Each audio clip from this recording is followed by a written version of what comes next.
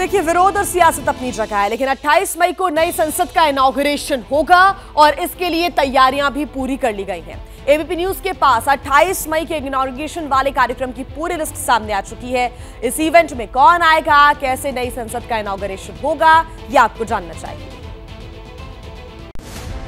Congress party ने प्रधानमंत्री मोदी को राजधर्म की याद दिलाई। एक बार जब वो राष्ट्रपति बन गई हैं, वो हम सबकी राष्ट्रपति, वो चुनी हुई राष्ट्रपति, उनका सम्मान करना हम सबका फर्ज है, दायित्व है।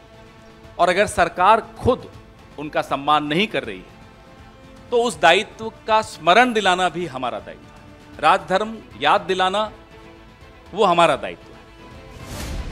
आम आदमी पार्टी ने राष्ट्रपति को नहीं बुलाने पर इसे जाति की सियासत से जोड़ दिया। इसी लाइन पर समाजवादी पार्टी का रिएक्शन आया। प्रधानमंत्री के हाथों संसद के इनॉग्रेशन को राष्ट्रपति का आदिवासियों का अपमान बता दिया।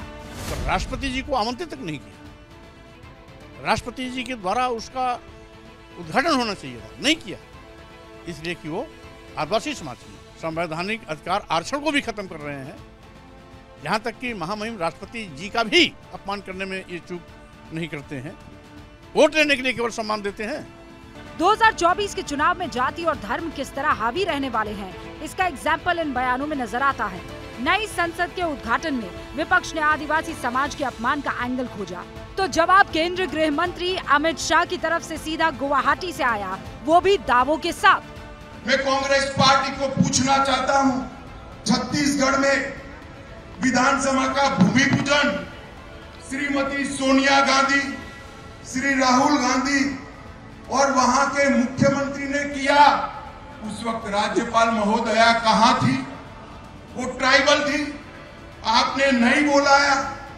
झारखंड विधानसभा का भूमि पूजन श्री हेमंत सोरेन जी ने किया, उन्होंने भी राज्यपाल महोदय को नहीं बुलाया। असम में श्री तरुण गोगोई ने किया, उस वक्त भी राज्यपाल को नहीं बुलाया।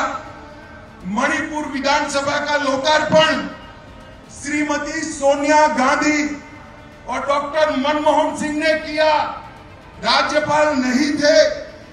आंध्र प्रदेश में चंद्रबाबू नायडू जी ने किया और तमिलनाडु में श्रीमती सोनिया गांधी और मनमोहन सिंह और मुख्यमंत्री ने किया।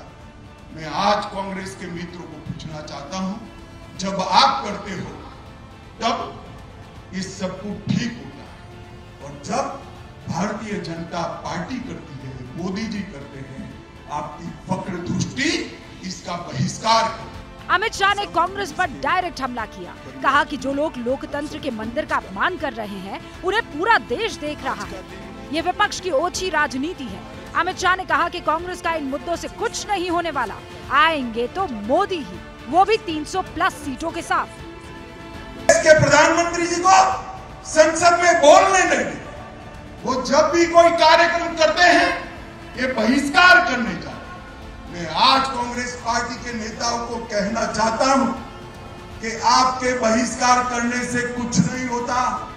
पूरे देश की जनता का आशीर्वाद नरेंद्र मोदी जी के साथ है। नरेंद्र जी चुनाव में जब मैंडेट लेने जाएंगे, इस वक्त विपक्ष का स्टेटस चला गया है, अगले बार इतनी भी सीटें नहीं आएगी और मोदी जी 300 से ज्यादा सीटों के साथ देश के प्रधानमंत्री बनकर तीसरी बार।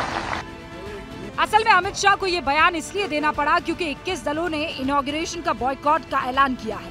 ये कह दिया है कि जब लोकतंत्र की आत्मा ही निकाल ली गई है तो नई इमारत की कोई कीमत नजर आती ही नहीं। वैसे शाह से पहले इन बातों का जवाब प्रधानमंत्री मोदी की तरफ से आया। लोकतंत्र की आत्मा क्या होती है, लोकतंत्र का सामर्थ्य क्या होता है। भारतीय समुदाय का जो कार्यक्रम था, वहां ऑस्ट्रेलिया के प्रधानमंत्री का आना गौरव की बात थी। लेकिन इतना ही नहीं, उस समारोह में पूर्व प्रधानमंत्री भी थे। उस समारोह में पूरी अपोजिशन पार्टी के मेंबर से भारत के एक प्रतिनिधि को, भारत के एक सेवक को, दोनों पक्ष उतना ही आदर और सत्कार कर रहे हैं। इसके बाद प्रधानमंत्री ने कहा कि देश में उनकी बात इसलिए सुनी जाती है क्योंकि मेजॉरिटी वाली गवर्नमेंट है। ये सामर्थ्य इसलिए है क्योंकि हमारे देश ने पूर्ण बहुमत वाली सरकार बनाई है, और जब पूर्ण बहुमत वाली सरकार का प्रतिनिधि विश्व के सामने जब कोई बात बताता है तो दुनिया ये विश्वास करती है कि ये अकेला नहीं बोल रहा है, 140 करोड़ लोग बोल रहे हैं। मोदी और अमित शाह की बातों से लगता है विरोधी दलों के बॉयकॉट को पार्टी बड़ा इशू बनाएगी और ऐसे ही मुद्दों को आधार बनाकर 24 के चुनावी मैदान में जनता के बीच जाएगी। जैसे ही घड़ी का काटा दोपहर 2:30 पे आए, बबीता जी का दिल सास बहू साजिश के लिए मचल जाए। और ये है इनकी बहू, पूरे दिन ऑफिस की टेंशन हो जाए गॉन जब ये करें अपना फेवरेट शो फ्री टाइम पे ऑन। इनकी तरह आप भी देखिए अपना फेवरेट शो अपने टाइम पर और डाउनलोड कीजिए एबीपी लाइव ऐप अपने स्मार्ट टीवी पर।